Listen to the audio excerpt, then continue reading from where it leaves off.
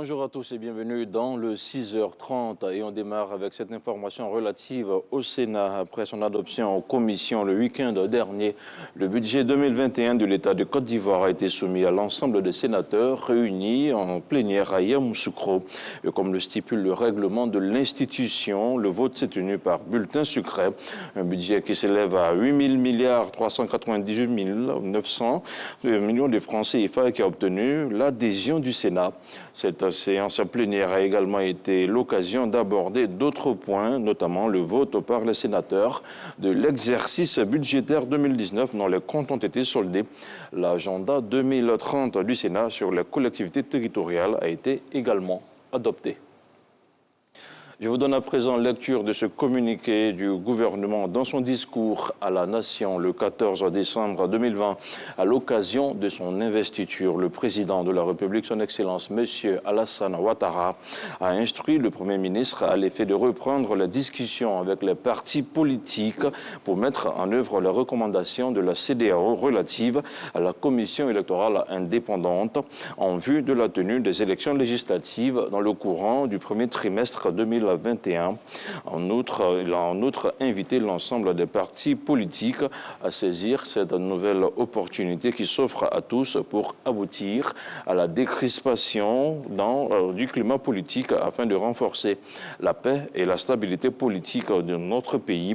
En exécution de ces instructions à l'ensemble des partis politiques, M. Ahmed Bakayoko, le Premier ministre et chef du gouvernement, ministre de la Défense, procédera à l'ouverture de nouvelles sessions de dialogue politique le lundi 21 décembre 2020 à 10h à la primature. Comme il est d'usage, des courriers individuels seront adressés aux responsables des partis et groupements politiques ainsi qu'à ceux des organisations de la société civile concernés en vue de les inviter à l'ouverture de ces sessions de dialogue politique fait à Abidjan le 17 décembre 2020, signé le ministre de l'Intérieur et de la Sécurité, le général Vagondo Diomandé. Les textes réglementaires édictés par la CEDEAO et qui encadrent la finance islamique ne sont pas suffisamment vulgarisés auprès des établissements de crédit et de systèmes financiers décentralisés. En conclusion, le marché du secteur éprouve quelques difficultés à pénétrer le dispositif de financement des activités économiques en Côte d'Ivoire. Et pour inverser la tendance, un atelier de formation a été organisé à Abidjan. Objectif, promouvoir cet outil de financement alternatif auprès des populations et des banques classiques. On regarde le reportage de Lanciné Bakayoko. Au niveau mondial, le secteur de la finance islamique est très largement dominé par les activités bancaires qui représentent plus de 75% de ses actifs. Malgré ce potentiel, cet outil de financement a du mal à pénétrer le marché ivoirien.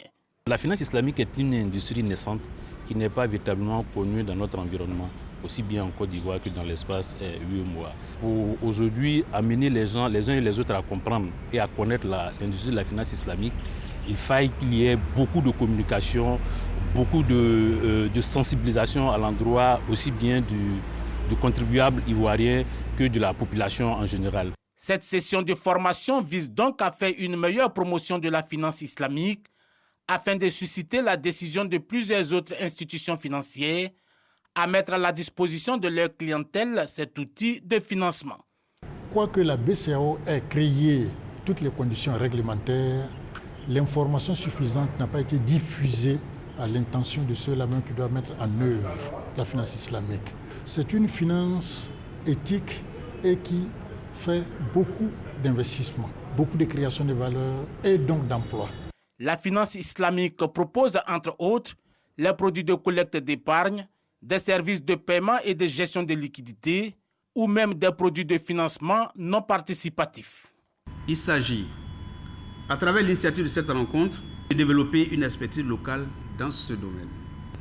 Je reste donc convaincu que tout le secteur financier ivoirien y trouvera un grand intérêt. À ce jour, on dénombre 5 institutions financières ivoiriennes qui pratiquent la finance islamique, dont 2 banques et 3 systèmes financiers décentralisés.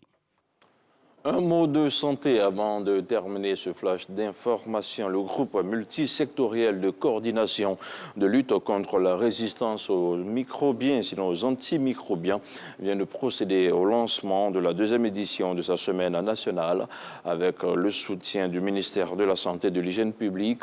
L'objectif de cette campagne est d'informer et de sensibiliser la population sur les bonnes pratiques de l'utilisation des antibiotiques dans le traitement des pathologies. Le reportage de Godefroy au Kambawa. Mon voisin Moussa, son fils était malade. Il m'a donné le reste des antibiotiques là. C'est ce que j'ai fait. Mais quand je fais, ça ne va pas. Vous allez chez Aïa, j'ai aussi donné des médicaments, ça ne va pas. Vous voyez, l'enfant est malade, c'est son voisin qui lui prête des médicaments pour le soigner. Ça fait quoi?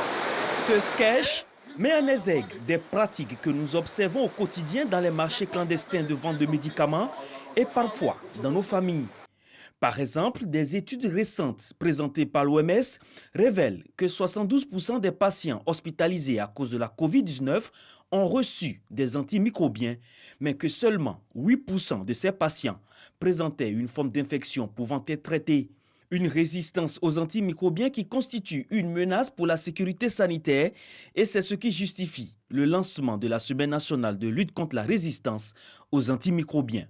Il y a des maladies comme la tuberculose par exemple, où en temps normal on donne 4 molécules différentes, mais lorsque vous avez une tuberculose ultra résistante, c'est 4 familles d'antibiotiques qui ne marchent pas.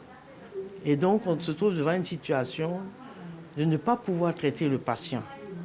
Et c'est ça qui est la gravité.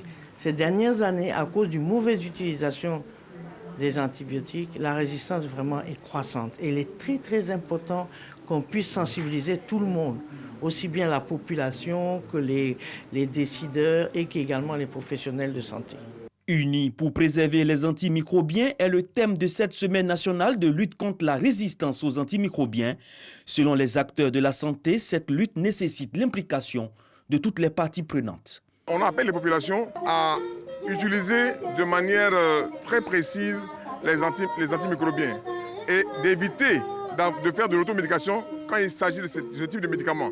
Car seul les professionnels de la santé est capable de donner le bon médicament pour le bon usage et pour la bonne pathologie. La Côte d'Ivoire fait partie des 10 pays africains qui ont établi des systèmes nationaux de surveillance de la consommation des antimicrobiens et des 3 pays qui ont mis à jour leur liste de médicaments essentiels pour usage. Et justement, en parlant des antimicrobiens, n'oubliez pas de vous appliquer des solutions hydroalcooliques sur la main à chaque fois que vous sortez de chez vous afin de vous prémunir de la maladie à coronavirus. L'information revient à 7 h. Merci.